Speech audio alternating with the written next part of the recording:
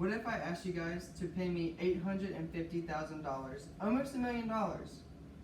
For that money, you would expect something in return, something great, something jaw-droppingly amazing.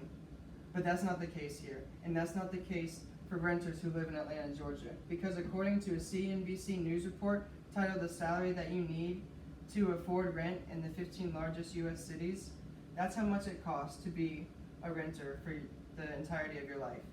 You get nothing in return as a renter.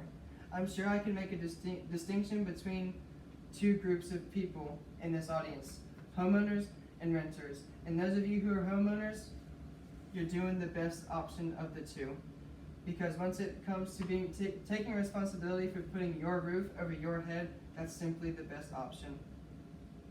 Renting limits our personal freedoms and expressions, and it stabs our pocketbook in the back. But no worries, home buying alleviates these things. It'll be hard pressed to find a landlord who's going to let you put nails in their walls so that you can hang your family portrait. They're just not going to allow you to do it because it's not your home. And this simply limits the amount and quality of decorations in your house, and it doesn't feel like your home because it's not. So I guess it's time to stock up on command hooks because these landlords aren't doing nothing. What you see is what you get when it comes to renting. If you don't like the color of the cabinets in the kitchen, then so be it. And if you don't like the color of the walls in the master bedroom, you can't do anything about it because landlords aren't going to let you change those things. According to U.S. News and World Report, they acknowledge that buying is simply the better option because whether you need to knock down a wall to make a larger master bedroom or redo the bathroom to accentuate your art decor, owning your own house allows you the freedom to do exactly that. We bury our desires and our wants of our hearts to accommodate landlords. We pour hundreds and thousands of dollars into landlords. And for what? For what? We get nothing in return.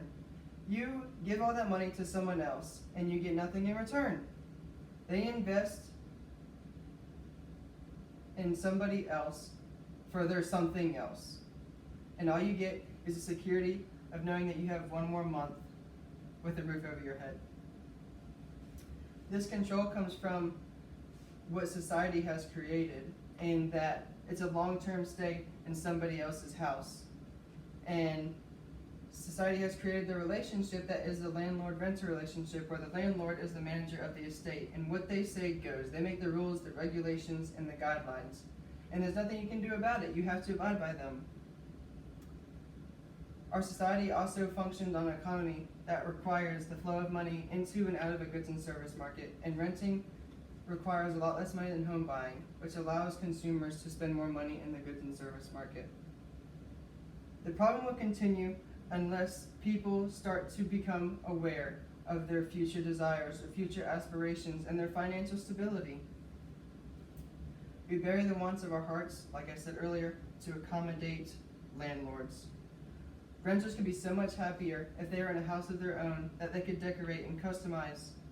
They would be so much more secure in their future, and they could even be secure in their children's future and their grandchildren's future, because that house becomes an asset. It's an investment. Renting is such a common and even accepted by society financial and personal mistake. But I believe that my solution to having the conversation with one another within our own social networks allows us to create an understanding and encourage one another to become homeowners.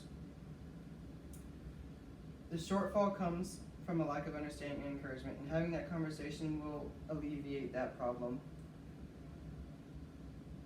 We, as homeowners, will be allowed to update and make repairs to our house that will greatly reduce our energy monthly utility bills. And Jane Hodges, in her book, Rent vs. Own, Energy Efficient Improvements from Adding Insulation to Upgrading Our Air Conditioning Unit Can Reduce Our Monthly Utility Bill. We pay a mortgage every month to our lender, but every month, that money is attached to something material. We give money and we get a little chunk of our house that we can call ours until that loan is completely paid off. David Bach, the author of The Automatic Millionaire, states about the stark reality. As a renter, you spend easily $500,000 or more on rent over the years. And in the end, you wind up right where you started, with nothing. We have to picture what it would be like without having this conversation. We're looking at homes that we can't decorate, that we just actually don't enjoy going back to because we don't feel like it's ours. We can't mark our kids' height on the doorsill because it's not our home, it's somebody else's. But with having that conversation in our inner circles, we can encourage people to become homeowners and home buyers, and they can have a house that they call home. They can put that prized 12-point buck that little Johnny shot on his first hunting trip up on the wall. My solution will greatly reduce the problems that I addressed earlier. It will reduce the limitations on our freedoms, because once people know that the freedoms that they will have access to, they will be encouraged to go out and become a homeowner or start preparing to become a homeowner. When I spoke about making repairs that reduce our monthly energy bills, that is also eye-opening to people so that they can better balance their budget and have less expenses each month. We can avoid financial uncertainty. Even if people didn't know before, now they know that having a fixed mortgage ensures that they're going to pay the same amount every single month for the life of that loan. And that money that goes towards that loan, towards buying that house, is well invested every single month. That house becomes yours a chunk at a time, and you chop away at that loan payment. The advantages to my solution include the fact that it just creates a positive atmosphere of uplifting and encouraging one another and just teaching one another about the downfalls of renting and the awesomeness of becoming a homeowner. And it's also an advantage because it's not as radical, which sounds odd, but you can't be radical when it comes to saving, because saving is a slow process and you can't rush that. And if you try to rush that, you're just going to scare potential homeowners. People will say I'm wrong, and they'll say I'm wrong because it's not radical enough. But if we don't have that conversation, we can't do anything about the fact that we have fewer homeowners and more renters. We have more people who simply are paying for somebody else's house, and they have nothing to call their own. My solution is the best solution, despite what other solutions people may put forth. People will say that maybe we should reduce the financial requirements. Maybe we should lower the requirements on our credit score and lower the amount of money that is required to put a down payment on a house. But that's not feasible, because you're just going to implore people to own a house that they can't really afford, and you run into another financial or housing crisis. And you're also going to find it hard pressed to find for-profit lenders who are willing to adopt that kind of policy, because they're for-profit. They're not going to accept less. There are so many negative effects of renting. It suppresses your personal touches that you can put in your house, and it throws money right out the window and into somebody else's pocket. With my solution, we have a more financially stable society.